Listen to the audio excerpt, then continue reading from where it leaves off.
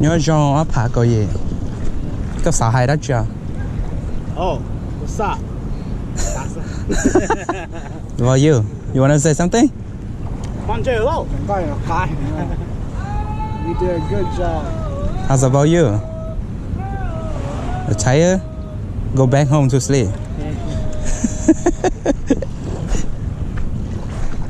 Meadow, you wanna say something?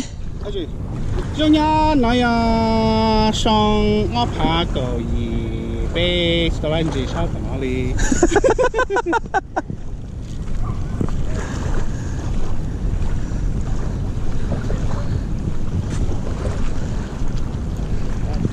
Chưa, not time to eat yet. Con gì nó nạp rồi cũng nạp kia. Câu nó.เขาก็sợ hay đó chưa? À. Có sợ hay đó chưa? Đâu? Tao nói nụ trẻ hái chỉ cho lấy ta. Đi ở bên đâu chỉ đâu ra. Charlie. You're wrong. Charlie mà. Yeah. Nó nói nó Charlie. Nó này ngờ. Bé. Trong ốp. Phá cầu chi cầu chua đâu cầu gì You missed to Thai murder. dân bây giờ là to nung dê tàu pa đây bây giờ chảo tàu dê đấy xí lúc nào lúc trong xe là bây giờ là lúc họ để xong nó bây chậm bội bây giờ là to nung dê nên sao xả ra đấy xí bây giờ bội to nung dê bây xong xe chắp là không thể thế nào Anh chứ. Ủa kẻ năng chưa? Ai tao nó lên trẻ à? Đưa cái món có từng trẻ trò à?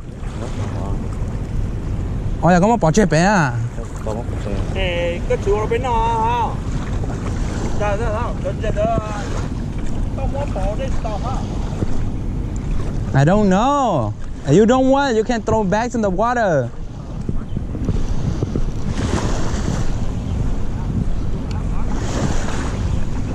Hey, nhớ rồi lần đầu mong. Bỏ lên trẻ à? Có chú ơi, chú cho nó sau buổi sáng này nên bầm lẩu á gì. Nếu mà tao hành cho này yếu tua. Các bạn sao hay á chưa? Áp hạ cầu gì cái? Cái bro fishing. Cho nó áp hạ cầu gì? Bé có mà lo gì cái thảo anh chị đâu chắc, chú cho xong này together á. That's it. Alright, tao nói cho bên nó chọn cái bro fishing every year. Ít chọn bé mua ít rau nữa. So chọn qua nụ trẻ lắm mua, chọn tung cái rau balloon nó sẽ lắm mua. Bé tôi camping cho bé chả cá chả chế ít số mong tự lo nụ trẻ để lút đèn nữa. Thì bé nụ trẻ ít bây giờ chọn đủ bé mà đã có một bữa tao bé lúc camping hay giống